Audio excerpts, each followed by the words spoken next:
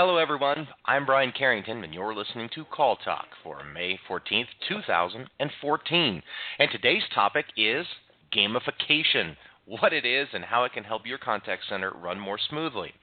Now, if you're listening live, I'd like to invite you to be a part of the show and ask questions. It's really easy, and here's how you can do it. By far, the most common way is to do it by email, and you can do that by sending me an email at brian@benchmarkportal.com. That's spelled out BRIAN at benchmarkportal.com. You can also call in if you're on the phone or even close to the phone. Here's the number to call in. It's 347-857-3117. Now, make sure to press the number 1 on your phone to let me know that you have a question, and I'll get you in. Again, real quick, that number is 347-857-3117. That's the number for our show, and we'll get you on live. Now, I do want to remind everyone that all of our shows are archived and available to listen to at any time that's good for you at benchmarkportal.com. So, with that all being said, let's just go ahead and get right into the show. It's my pleasure to introduce the host of Call Talk, Bruce Belfiore.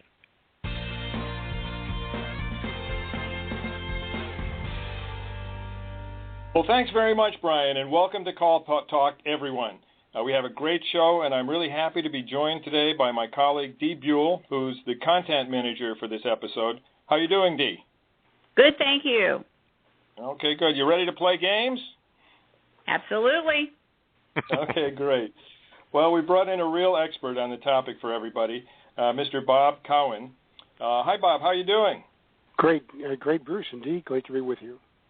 Okay, good. Well, Bob is actually joining us on Call Talk for the second time within a couple of years, and I guess we didn't beat him up badly enough the first time, so he's back for more. So thanks for coming back for the bludgeoning, Bob.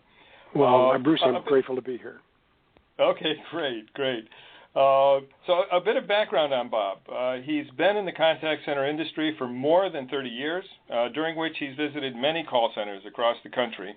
And when he started doing that, he was observing agent incentive programs that used contests or games, leaderboards, badges, and various different kinds of rewards.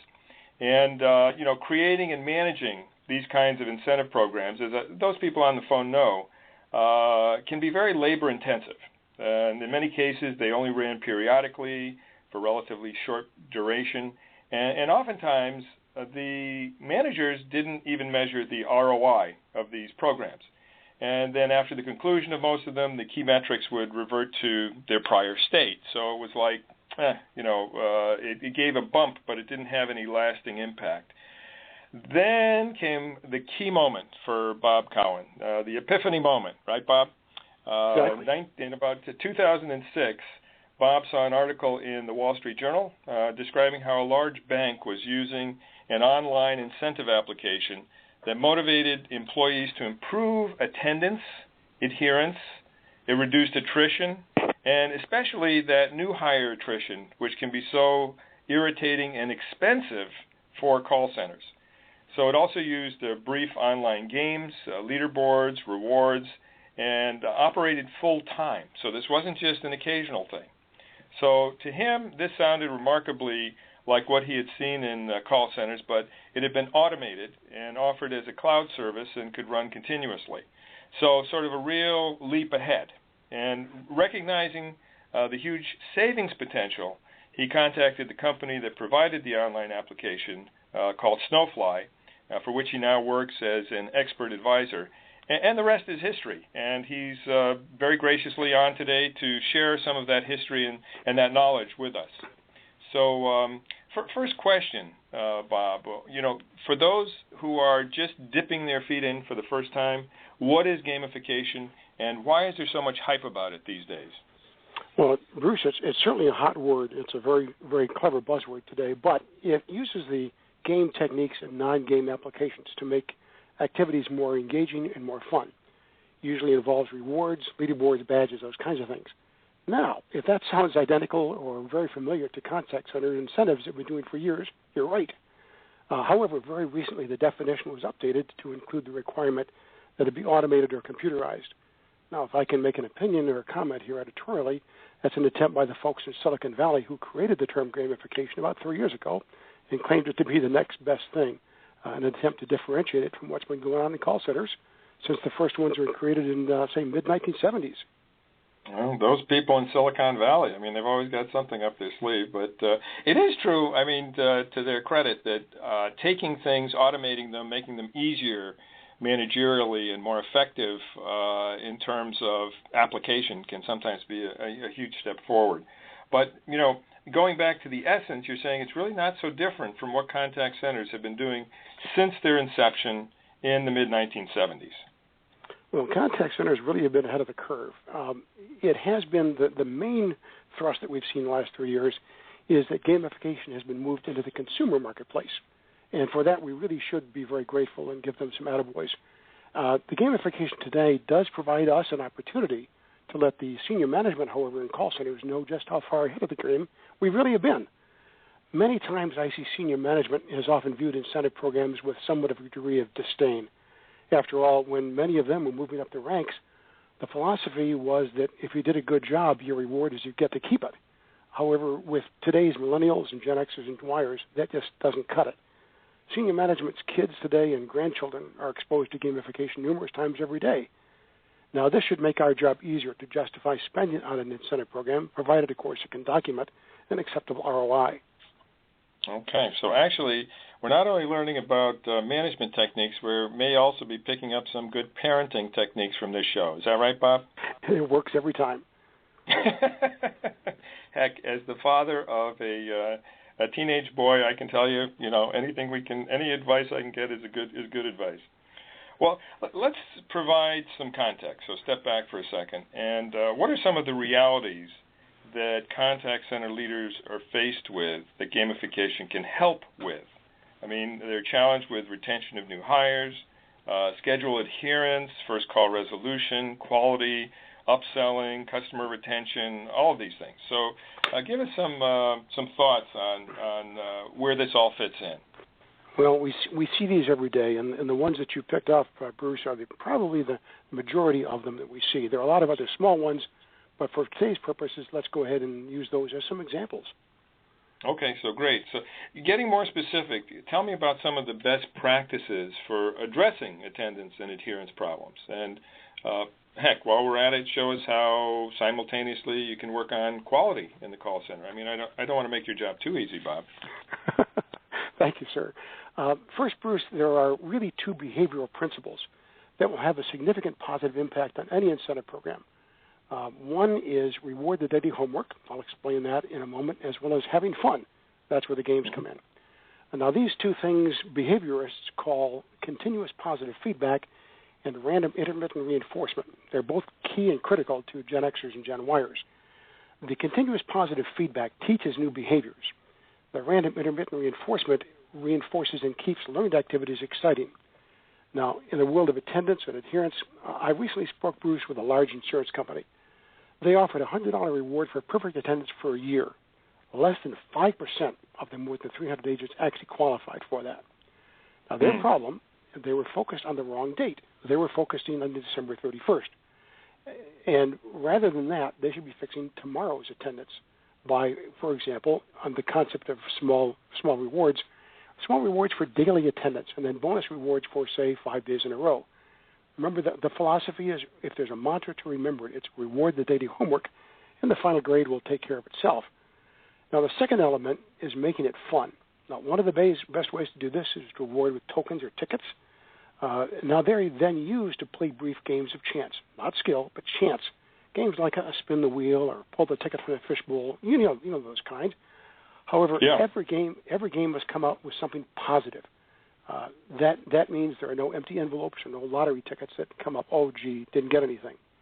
Now, the games generate a random but controlled number of points that are then used immediately or accumulated to, quote, buy, unquote, the awards from your catalog of tangibles or intangibles, money on a debit card, extra break, those kinds of things. Now, the games are merely a vehicle for delivering random reinforcement, just like Las Vegas with slot machines.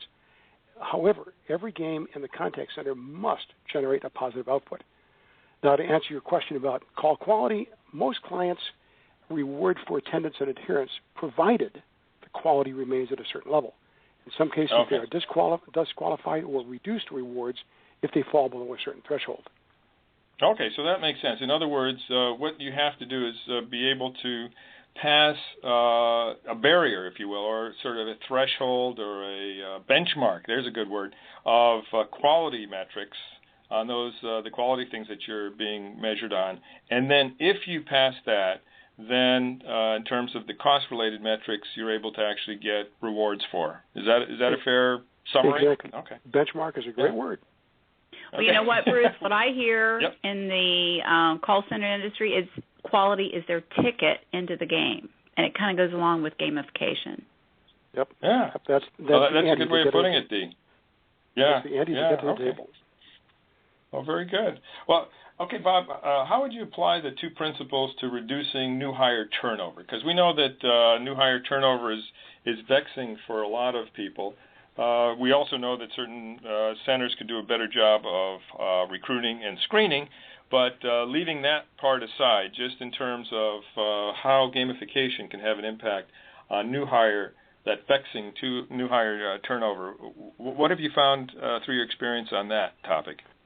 Well, you're darn right. New hire turnover is significant. Even if your turnover rates are low, it's still easy to make them better, to improve them. Successfully onboarding someone is expensive time and money, yet many new hires leave after 3 to 6 weeks into the job. Now, we found that the best solution is to reward all stakeholders with a high volume of small rewards along the entire pathway to successfully getting beyond the point in time where new hires tend to leave. Now, that point, depending upon local market conditions, et cetera, sometimes is 2 weeks, sometimes is 2 months, sometimes is 6 months. But it's always easy to spot that point and then encourage people to stay past that. The best way to imagine this, and I guess, I'm sorry this is radio if it were visual, but imagine a large matrix, Bruce. Now, going down the left-hand side are all the small steps of recruiting a new agent through their onboarding process for, say, 6 months as an example. And across the top are listed those who are involved with their success. Stakeholders, for example, the agent, a referring employee if you have a referral program, a trainer, a mentor, et cetera. Now, at each point of intersection, small rewards are given along the way. A qualified name is submitted, for example, and a referring employee receives a token or a ticket. A candidate comes in for an interview and is qualified for the job. Referring employee receives 2 tickets, 2 tokens. Say a job offer is extended and the new hire is told to schedule a drug test and emailed a virtual token, along with an explanation that it's part of the company's incentive program that will be explained the first day of class. And after successfully completing the drug test, the candidate and referring employees are given 2 tokens. Now, on the first day of class, for example, after the new hires return from lunch, each new hire is now given 3 tokens, and they're told you have a total of 6. And then the program's explained, games are played as part of the training process. Now, this process also involves small rewards for the training staff, the mentors, people on the floor with whom they work, do the side-by-sides, et cetera, and thus keeps everybody engaged in the retention of the newly hired agent. Now, in these rewards, there are 2 things that have to be kept in mind that really contribute to the success of this. There are 2 patterns in distributing rewards. The first is increasing value. The first time I get a couple of tokens, then more, and then more, and then more. But second of all is decreasing frequency. Well, gee, I've come on board now for a day, now a week, then 2 weeks, so that it then blends into the regular tenure program, such as a 6-month or a 12-month period. Wow. Well, okay, that's some great insights there. Dee, I think you had some questions as well. Yes, I did. And Bob, based on what you were just sharing about the new hires, you know, one of the things that I see in call centers right now is certifying their trainees to be job ready. Would you see that as another way of giving certification, or I wouldn't say certification, but gamification, just by certifying them? There may not be points to it, but it gives them the recognition that, yes, I am now ready. Or does it always need to have some sort of prize to the end of it that is tangible? Well, the random intermittent reinforcement is something there, but also the certification are badges. And badges are important as well. Badges, however, don't really mean much at the grocery store checkout, if that's what you're looking for in terms of monetary value. So we always want to have something positive that they desire, be it tangible or be it intangible, such as an extra break, or the boss washes your car, you name it. It can be any of those things. Yeah. Okay, great. Well, are there any tips on helping us to improve sales? Because, the call center now, people are doing their very best to try and show their value, and they're adding sales contests. It's kind of difficult, really, for outbound calls and customer service agents to really find opportunities, but they're really looking more at sales now. So any words of advice there? Well, it really does. It is a challenge because outbound calls are becoming fewer and fewer in nature. So every opportunity to touch base with a customer gives you an opportunity to sell something, be it a hard sell or a very soft sell. Many companies will have sales contests that run 3 weeks, 4 weeks, 5 weeks, 6 weeks, as an example. And many times they'll often limit the number of winners. The first 5 people who do this or the top 10 people do that, all of which can be discouraging to the new hires, to the middle tier and lower tier people. Now, with any incentive system, your top performers are still going to be your top earners. But you want to be sure that the other folks have an opportunity to taste success early and taste success often. And the best way to do that is not to have long-duration contests. Daily contests, weekly contests are a great solution to that because the clock starts every time. If you've ever watched a horse race, for example, where you have 3 winners, and halfway around the track there's some at the leg, some of the folks who just will never make it. Think of your call center folks as those horses who say, well, I'm not going to make it on this 4-week contest, so I'm just going to kind of give up, if you will. And that can be a self-fulfilling prophecy. If you have daily sales contests, or perhaps a small reward for the first sale of the day over X dollars, now that'll get people into work first time in the morning on time, or, for example, the last sale of the day over Y dollars. And again, that makes people, well, gee, I'm going to stick around. I'm not going to leave early because I could just get that lucky call come in and might find someone who does want to buy the widget or update or something like that. And lo and behold, I could be a winner, even though the fact that I'm not one of the senior people, I'm just one of the newer folks. And golly gee, that overcomes what's called the superstar syndrome. If you see winners always being the same people day in, day out, month in, day out, month out, you're suffering from what's called the superstar syndrome. And the answer to that is to prevent that from reoccurring, conduct small, brief, frequent contests. Bob, that's great information, and that's I've seen that happen so many times with the superstar syndrome, and like you said, it kind of makes some of the folks not try as hard because they think they already know who's going to win the contest. But, a lot of the information you're sharing is very helpful, and, one of the things that I see as an opportunity here is a lot of companies don't have very much of a budget.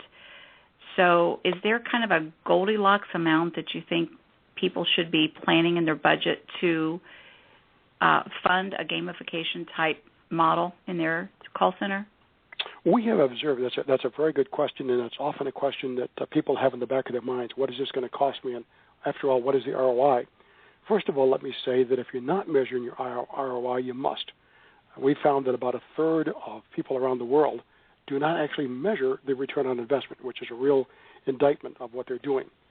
Now, the amount that we find is really, really good and seems to get the job done. We found most customers can move the needles at least 20% on the metrics that they want that are important to them if they spend 1.5% to 2% of payroll per month on incentives. An easier way to compute that is to take 2 hours worth of payroll per employee per month. That's for a 40-hour employee. And by that, I mean, say you're spending $13 per hour. You should be spending, in that case, about $25 to $26 per employee per month. Now, doing that, if you can get a 20% improvement of KPIs in doing that, that would make even the most tight-fisted CFO jump up with joy and give you a pat on the back and probably a raise. Now, we found that paying more than 2 hours or more than 2% really doesn't generate extra effort. So it's not worth spending more. But the other side of that same coin, Dee, is if you pay a lot less than that, it's money down the drain because you don't get enough people's attention to do anything. So you want to make sure you're in that sweet spot of roughly 2 hours. Now, this works regardless of whether you have part-timers or full-timers or whether you're onshore or offshore based upon local currencies. Other thing we say is that what you recommend, not trying to measure too many metrics. Keep it simple. Work on the high-level ones, maybe 2 to 4 at the most per individual, but, of course, they may be quite different based upon the particular job task you're working on. Okay. Well, do you have any recommendations or experience about what types of rewards are the most effective? I mean, even intangible rewards. Good question. We every now and then, actually every couple of years, will go through our database, and it's a huge repository of a lot of information. We have no necessarily dictatorial powers over what our clients want to offer their employees as rewards, but there are some patterns that emerge from this once you look at the aggregate. And literally we're talking about millions of dollars and hundreds of thousands of transactions over a 12-month period. And it appears from what we can see to be clearly evident that the employees prefer to put monies, or funds, if you will, onto what we call a spend anywhere type of gift card. Examples might be a reloadable card or a fixed value card of a debit card from Visa or MasterCard, American Express cards, PayPal points, Amazon gift codes, those kinds of things. That empowers the employee to buy what they want, from whom they want, and when they want. The store-specific cards are somewhat out of favor, the Targets, the Walmarts, the Home Depot kind of things, except with the exception of some local restaurants or local stores that might be right down the street where they're getting a discount of some kind to stock and fulfill their rewards with those cards. Now, intangible rewards are almost anything. We've seen extra break, time off that can be accumulated and added to a vacation is a good one. Improve your shift bidding position by spending so many points. Get it out of a meeting free card. We've seen everything under the sun, including throw out the first pitch at the company picnic with the boss in the dunk tank. So anything can be a reward, be it tangible or intangible. But one other comment I want to make on this about the rewards is that we also not only look at what they spend their money on, but we look at the time of year they spend it. And we see a huge expenditure from the gift cards around October, November, December. And that has big implications from the standpoint of retention of employees, because it means the employees are using these things as Christmas savings clubs. Many of our younger listeners may not know what Christmas savings clubs were. They're pretty much long gone, but it allows you to put money in your, quote, bank, unquote, and then make sure that Christmas or birthdays or holidays or something like that are already paid for. Right. You know, Bob, just to speak to that, when you are talking about a tangible, and I know here we're talking a lot about gift cards and so forth, but another thing that I've seen and personally used myself is, let's say it's around the 4th of July and you need people to come in, work overtime or whatever. If you're giving away a gas grill or you're giving away bicycles or something of that nature, oftentimes making sure you already have them purchased and have them visible, you know, throughout the contest seems to always increase that, the visibility. It seems to increase their desire to get that. So I think that's another key point there, and giving options as well. You know, maybe it's not just one thing. There's 2 or 3 things that they can choose from. I know has always been a real positive as well. Well, Dee, that takes me back to a comment that when I was a child, Mom said I could go out to play after I cleaned my room. And whether it's seeing that gas grill in the lobby and I can take it home with me, or whether going out to play basketball, as soon as I've accomplished my objective, why can't I have my reward now? Exactly. Exactly. Good information, okay. Bob. Yeah, these are really great insights, and as I say, I think both for managing and for parenting. But no, the detail, the level of detail that you've given us is extremely good, and we really appreciate these insights that come from, I know, years and years of experience. And I know that there are some of our listeners that are interested in asking you questions as well. Brian has some questions for you, correct, Brian? I sure do. Yep, I just got an email from Joan. Thanks, Bruce. And Joan was asking, as you've kind of talked about before, about the rewards for individuals, but her question is, well, what do you suggest about team rewards? Boy, team rewards are something you have to touch or handle with care. Team rewards, Joan, are a two-edged sword. The good news about team rewards is that they help new employees to bond and to get to know each other. It's a great activity. The bad news, and I'm going to take you back to your days in school, and remember the assignments you had when you were working on a team for a class project and you had to turn it in and you all got the same grade? And you said, boy, one of my partners is not pulling his or her weight. And that's what's called social loafing. And if you get stuck with one of those persons and you're a real go-getter, you are discouraged. It's not a good thing to do so. So you want to be really careful of team rewards, and if you have them, make sure it's a small percentage of the total rewards for which I qualify. Because if I've got somebody who's not pulling their own weight and I'm one of the superstar agents, I'm not too happy about that, and that can lead to some serious problems within the organization. It's good, use them, change the team makeup occasionally or frequently, if you will, but don't make it too big a percentage of the overall potential that I have for any incentives. Mm-hmm. Could I just add on to that, Bob, because there's some situations, too, where you have teams that are all located together, and they kind of have to look in each other's faces every day. And then there's some situations where you have two separate centers that take essentially the same kind of calls, and but they know each other's out there, they see each other's numbers, that sort of thing. Is there a difference in when you have a separate location, or is it pretty much the same?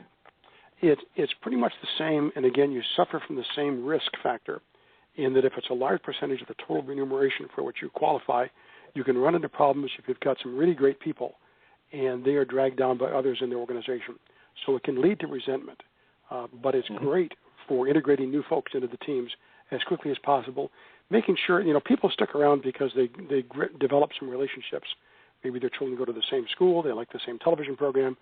So you want to reward along the way for things like carpooling or going to lunch with someone, not the boss, but going to lunch with other employees with whom you share and find things in common to give you a reason to come back to work when you're new in the job and it's discouraging, but you want to see a friendly face and talk with someone about things which you share in common. Okay. Do we have more questions as well, Brian?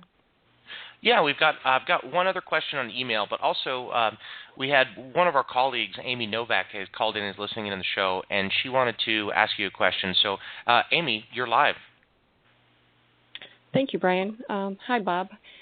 You were discussing about keeping or providing the representatives different gamifications, maybe daily or weekly. And I was wondering how you could keep things fresh and creative, knowing that it may be very time-consuming to do that on a weekly basis for some managers. Well, it can be time-consuming, and I don't mean to turn this into a commercial, but there are a lot of ways that you can do this without having to exert a lot of care and feeding, if you will. Let me give you a very brief example of ways that you could, for example, keep things fresh in playing different kinds of games. I've seen people you may be familiar with a game called Toss Across, or or use a putter to try to play a little putting game. I've also seen people take a grocery bag full of dollar bills, and what they will do is they'll take a $50 bill, 2 20s, 4 10s, 8 $5 bills, and 100 and some odd $1 bills. They couple them all up, put them in a big bag, stir them up, and then if someone receives an award for something or their good attendance, they can reach in the bag and pull out a bill. It may be a 1, it may be a 5, it may be a 20. But all kinds of games. Do the same thing with a fish bowl. If you had a fish bowl, you can take different kinds of poker chips. Green ones are worth a nickel, red ones are worth a dime, blue ones are worth 50 cents as an example. And for doing certain things, you can pull out 2 chips or 5 chips or 10 chips. A lot of little things you can do to encourage and to participate with this thing called random reinforcement. And if you control the ratio of dollar bills or control the ratio of colors of chips, you can know exactly what the average draw is going to be worth to keep your budget under control. Well, I certainly appreciate that. That's very informative, Bob. I know after coming from, the call center world, it was very challenging sometimes to find games and be fresh and creative to have everybody's interest to want to partake in those. So that was very helpful. Good. And as long as we don't have toss across being toss the boss across, then I think we're okay. Well, we've seen and I will give credit to a place in Atlanta where I saw the grocery bag full of money. In fact, I wrote an article about it, and it was called Bob's Bucks or something like that. And he walked around with his grocery bag, and as people did different things, they were entitled to reach in and grab the bills. Now, he did the math, and I'll explain it to you. He had 150 in the bag, 2 20s, 4 10s, 8 5s, and 167 singles. The average draw, Bruce, was $2. There are no $2 bills in there, but the average is 2. And after each draw, they would replace it with the same denomination, so they kept things under control. But again, if $2 is too much for you, with the poker chips, you can make it any number you want based upon the ratio of chips that you have, and control your budget, but still have fun. Mm-hmm. Okay. Okay, as long as nobody at Benchmark Portal thinks there's going to be a Bruce's Bucks tomorrow, then we're okay. It could happen. It could happen eventually. No, great experience there. All right, good. Brian, we're pretty much at the end of our half hour, but if we've got one more question, I think we're on a roll, so I'd like to get it. Okay, yeah, and this is, you've kind of explained it, I think, but Carrie just wrote me and said, how can you play games or use random intermittent reinforcement if you're a small center or not online? Well, the article that I wrote pretty much covers it in talking about the fishbowl of poker chips or the bag full of money, any of that type of thing. I've seen people use decks of cards that where you draw a card, maybe 2 cards on Monday and 2 cards on Friday, to come up with a poker hand, and your team or you as an individual win, because if you're there on time on Monday, then you get 2 cards, and on Tuesday you draw 1, Wednesday you draw 1, Thursday you draw 1, Friday you draw 2, again, predicated upon call quality, and the best poker hand. Now, everybody knows who's played poker, and you're going to make a hand of 5 cards out of that group of 7 or whatever the number comes out to be. Hope springs eternal, and on that last day I could still draw a full house or 4 of a kind or anything like that, given enough people enough decks of cards, anything like that. Again, no budget for online, small environment, but you can keep people excited and showing up for the day or doing the things you want them to do any number of ways. Okay. Good. Well, we really are sort of at the end of our time period here, but this has been fascinating, really packed full of information. And Bob, I know that people who might have more questions or thoughts for you can find your website, your blog. Do you want to just give us a couple of indications there where people might be able to find you? Sure. Snowfly website and blog, or as the name implies, SNOWFLY. I also have quite a bit of material on the Snowfly website and blog. If you go to the resources tab, you'll see lots of white papers, articles, research papers, a lot of good background material. Those type of things are there free for the asking. My own personal LinkedIn profile, which is under Robert Cowen, spelled C-O-W-E-N, has links to a lot of articles that I've written. If anybody in the audience today will be at Interactions in June in Indianapolis, the Interactive Intelligence Conference, I'll be speaking there on Tuesday, the 3rd of June at 2:45. Also, I've got articles coming up in the July issue of Connections magazine. It's entitled Games and Gamification. And we at Snowfly are always available to speak at user conferences and user groups, if you will, at any time. Okay. Well, listen, thank you very much. We really appreciate it. And thanks also to Dee for participating in this. And with that, Brian, I think over to you to wrap things up. Sounds good, yeah. Bob, once again, we want to thank you for being on our show today. It was a real pleasure to have you. My pleasure. Yeah, and so also want to remind everyone that all these shows are archived. So if you're listening to one now, either live or archived, make sure you go back into our website and check out all the other topics that we offer here at calltalk.tv. I want to make sure you also join us next month, June 18th, when we'll be talking about customer effort. You know, what does that mean? And how does it play into your contact center operations? We're going to explore that next Call Talk. Don't forget also to sign up for a free reality check benchmark report to see how your contact center compares with others in the industry. And as far as that is, from all of us here at Benchmark Portal, keep your headset steady and your fingers ready. And have a great day. Thanks for joining us.